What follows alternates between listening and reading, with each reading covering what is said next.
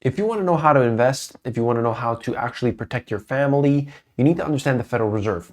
But in order to understand what the Fed is doing, we have to understand a few other things. In today's video, the first thing we're going to cover is energy. The second thing is going to be what's happening with shipping. And then we'll talk about the Federal Reserve. Let's begin right here. I want to show you this. Quote, "It's like living in an igloo. People are turning off their heat as prices surge."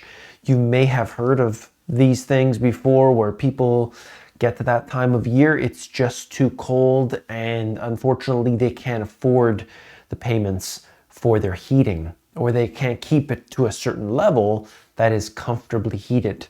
This shows us that there are a lot of people, unfortunately, that simply can't make ends meet. We're not talking about something fancy, the latest Rolls Royce, the newest iPhone.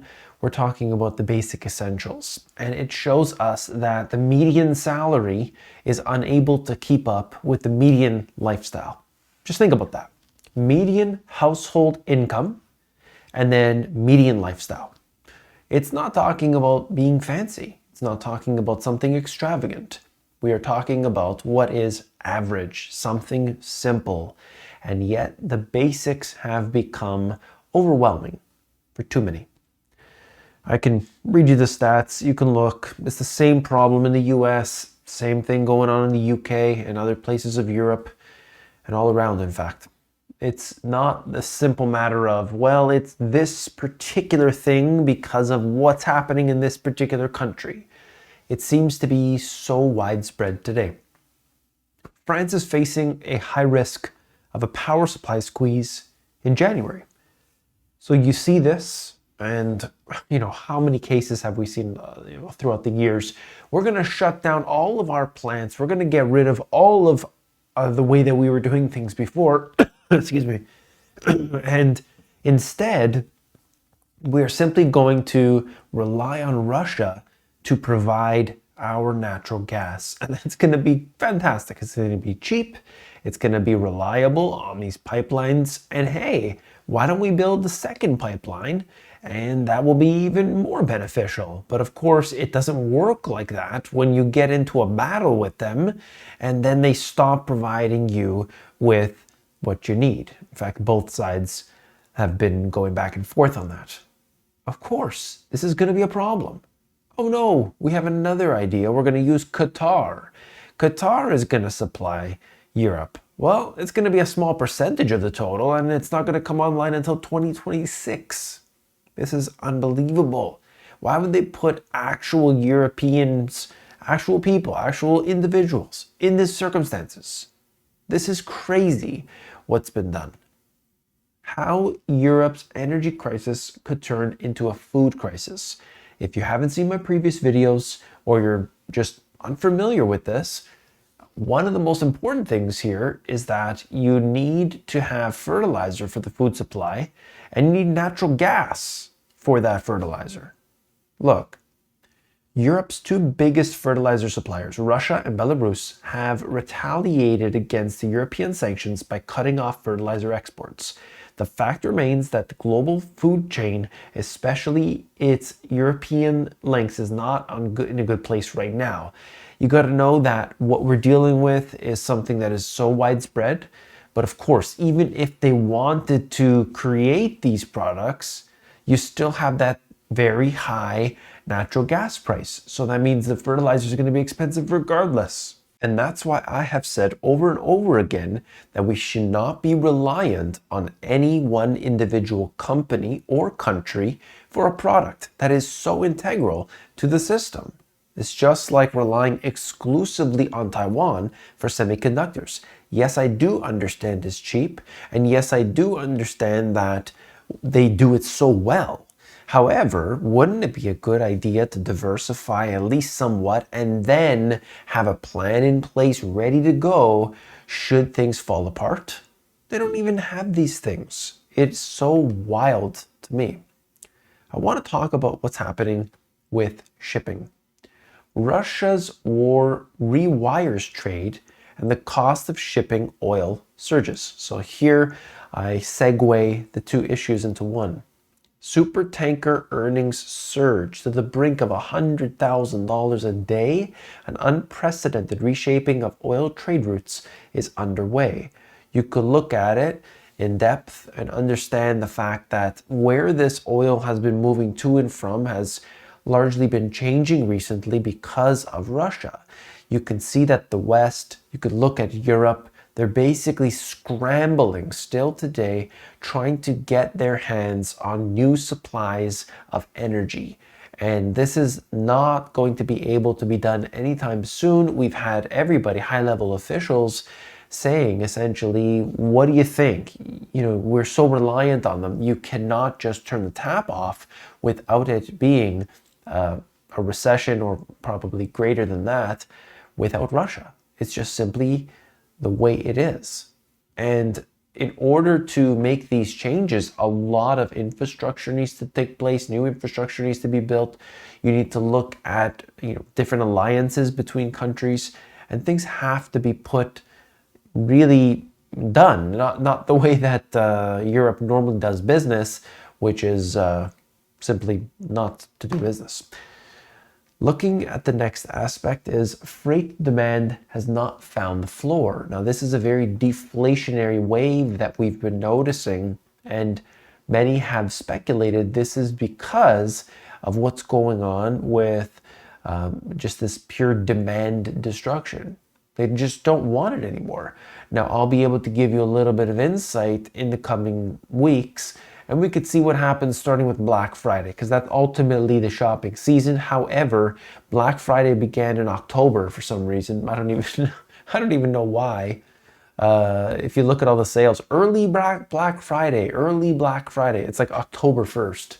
This is worse than the stores that play Christmas music starting in October. Just nonsense if you ask me.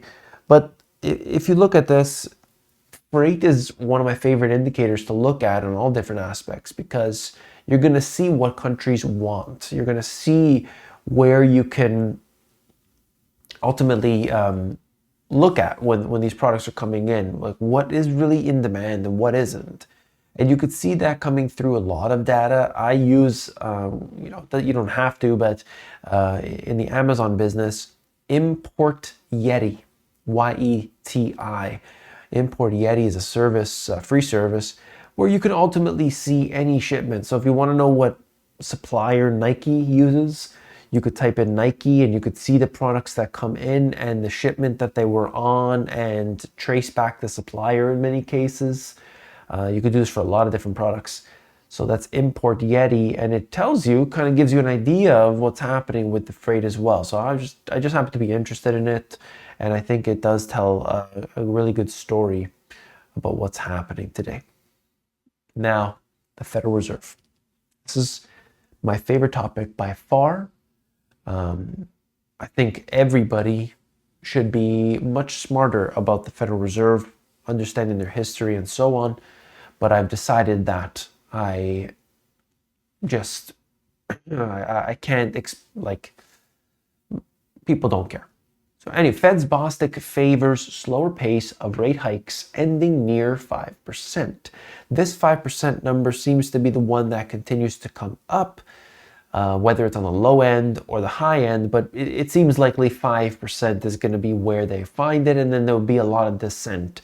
I believe what they'll have for the December meeting, which is coming up, I think 14th or 15th, something like this, of December, you're going to have a 50 basis point rate hike, putting the Fed funds rate at 4.5%. So that would be quite significant compared to where it's been in the past. 5%, that's only one more 50 basis point hike or two 25 basis point hikes. And that would come in the first quarter, potentially first quarter of 2023. So this means that mortgage rates are going to be excessively high, putting additional pressure on the borrower. And of course, they're not going to be able to pay all their debt. We know this, but that's okay because the Federal Reserve is there to turn on the taps. Speaking of taps, here we have it. This is the so-called quantitative tightening. Now, quantitative tightening is essentially letting the balance sheet of the Federal Reserve roll off. So they have all these bonds, they have mortgage-backed securities, And they have these things that are set to mature at a certain date. And, what they're doing is allowing that to basically mature at that time. And in order, in doing so, it essentially puts that back on the market. So there has to be another buyer there. And they can't do that forever because the Federal Reserve is the only one who will buy this garbage. We know this. So especially as the debt expands, you need somebody else there to buy the garbage. However, the biggest buyers, China, Japan, haven't been doing so in the last little while. You've had some others, a lot of that is Cayman Islands, Ireland, a couple others, Luxembourg, all these countries, and that are really just used as places for hedge funds and shell corporations and so on. So it's not the country buying it, but you look at that and it just tells us what's been happening, okay? So the Federal Reserve has to be the lender of last resort.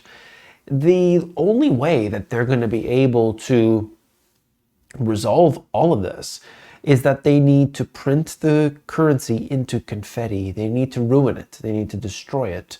And you might be thinking, what's this guy talking about? Well, if you understand the Federal Reserve and their history, it makes a lot more sense. Otherwise, it's okay. For most people, what they need to understand is that the Federal Reserve wants to devalue the currency for the debt. Okay, if they want to wear out that debt, essentially make it easier to pay back, well, you can do so in cheaper dollars. And the more you print, the cheaper the dollars are. Okay, so that's kind of the mainstream view of how it is. It's much more devious than that. And what I find is, for a lot of people, what they can do is they can hold on to real assets, because real assets maintain their value over long periods of time. We know this to be the case, so we don't need to guess about that. And what are real assets? Well, there are different examples of that. We have, of course, real estate. That's real. We have precious metals. You have, and these things split down into many different things below, but this is just generic.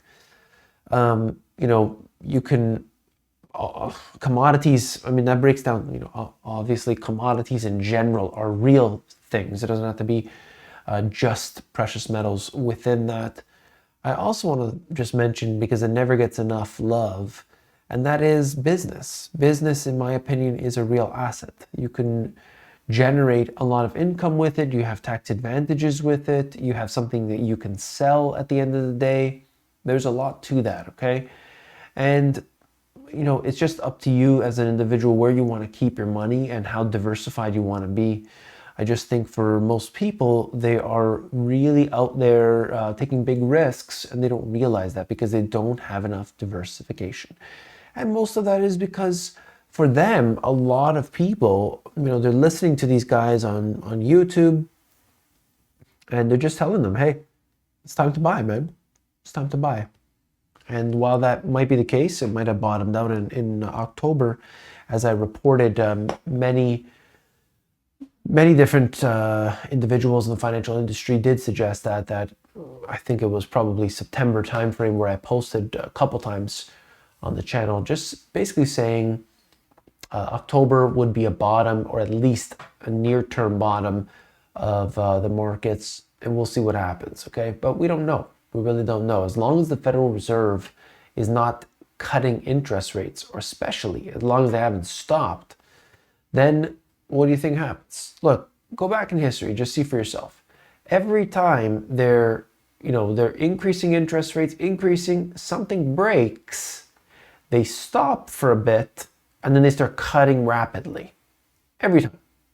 Every single time. I understand this time is different, but is it really? I don't know. You tell me. For anybody watching, I hope you enjoyed it. Hit that subscribe button. I'll see you tomorrow.